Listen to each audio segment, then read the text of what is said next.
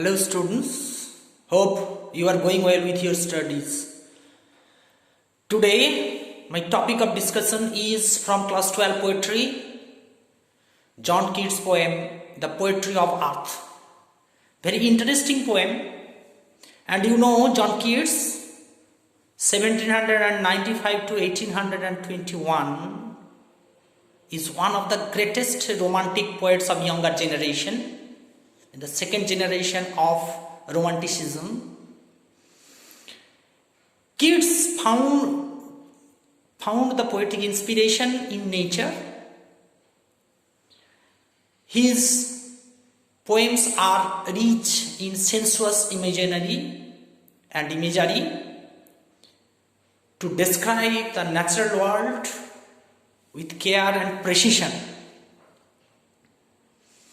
Keats' sensuousness and imagery is very much visible in his poems, which appeals to all our sense organs, auditory, olfactory, and visionary senses. At the heart of his poetry lay the conviction: beauty is truth, truth is beauty. John Keats is often compared with other two romantic poets, Wordsworth and Shelley. Wordsworth, Keats and Shelley. What is the difference between the three? In short, in a sentence I can distinguish them. Wordsworth was more philosophic. Keats was the worshipper of beauty, more sensuous, and Shelley is more revolutionary in spirit. Here is a poem of John Keats written in sonnet form, Petrarchan sonnet form, which was introduced by Petrarch in Italy. The sonnet is of 14 lines with particular rhyme scheme divided into two parts, octave and sestet. The rhyme scheme is ABBA in octave, and sestet CDE. This is the traditional Petrarchan sonnet form. And the poem The Poetry of Earth is retitled. When it was first published, it was named as On Grasshopper and Cricket. Keats later changed the name and renamed it as The Poetry of Earth to put emphasis on his intention, what he wanted to express through this poem, that the music of earth is continuous. The poetry of earth, the very word poetry refers to the music. Symbolically, it refers to music. The poetry of earth, that is the music of earth. And in the first line of octave and sestet, he says the same thing. The poetry of earth is never dead. The poetry of earth is ceasing never. That is the continuity of music. So, the theme of the poem is the continuity of the nature's music in all seasons. In the first stanza, the poet presents the music of summer in the voice of the grasshopper. In the second stanza, in the sestet part, he presents the music of winter in the song of the cricket. But he establishes the fact that the music of earth indeed never ceases. It is a continuous celebration through the cycle of season.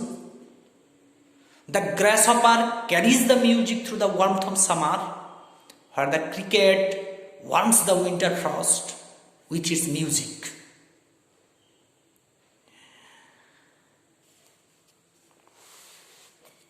In the poem, The Poetry of Earth, the poet speaks of the never-ending music of the earth, when the natural singer of the nature, the birds, being faint in the hot sun, takes rest in cooling trees.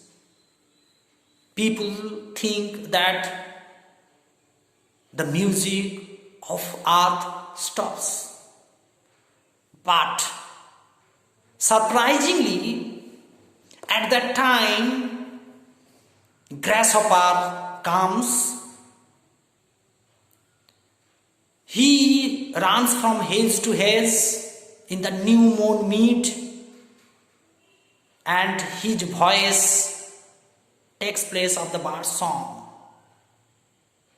and he carries the music of nature through the summer.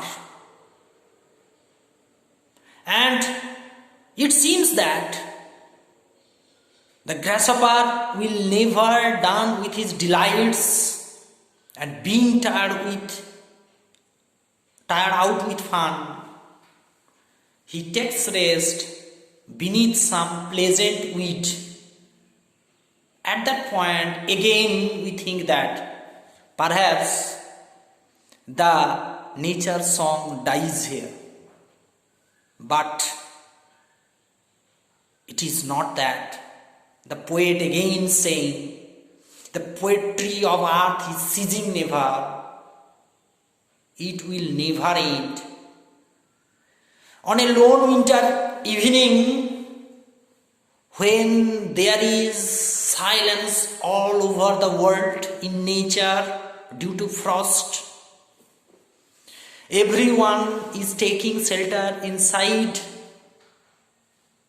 their cozy home. The cricket's shrill song will be heard from the oven, and the cricket song will increase the warmth in the winter frost, and people mistakenly will think that it was the grasshopper singing in grassy hills. That is the music of the grasshopper.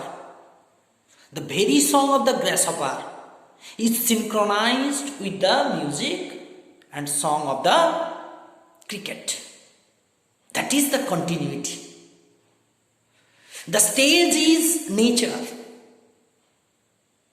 The music is going on. The singers are singing. But the singers are changing time to time. But the very tune is intact. That is the continuity of the music. The poetry of earth establishes that continuity, and Keats, the poet of nature, establishes the fact that the poetry of earth is never dead. It is always alive. It may be by the great singers or by the trivial singers, but the very tune is in existence at any time.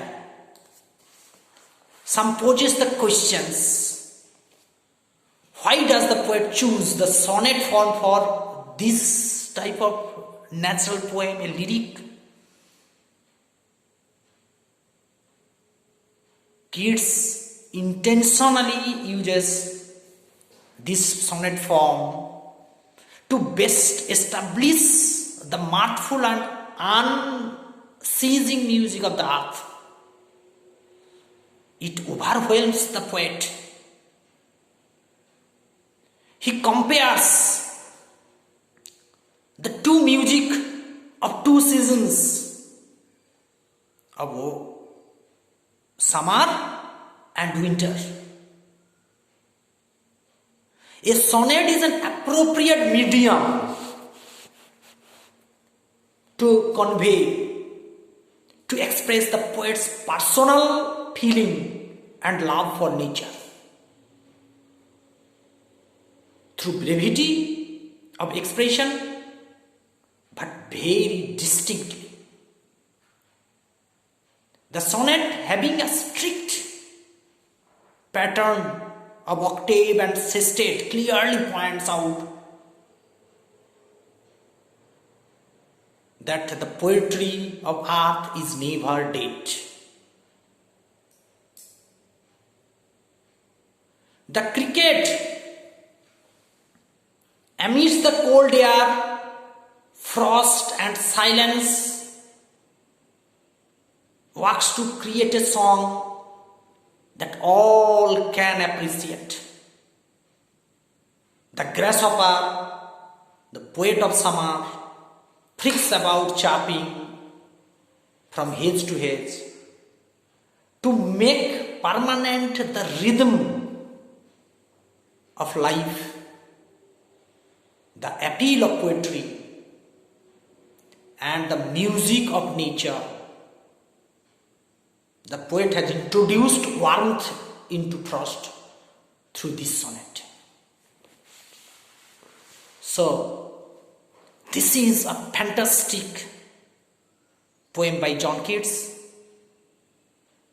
with various imagery and sensuous presentation. The grasshopper and the cricket has been personified and treated as the musician of the nature along with the birds, and they have played their role beautifully. Instead of the change in the season, people think that the very tune of nature which affects his auditory sense is remain intact. That is the continuity of nature's music always. So this is all about the poetry of earth. Read the poem carefully and try to grasp the meaning. Hope you have enjoyed my discussion. Thank you, and subscribe the channel to stay connected.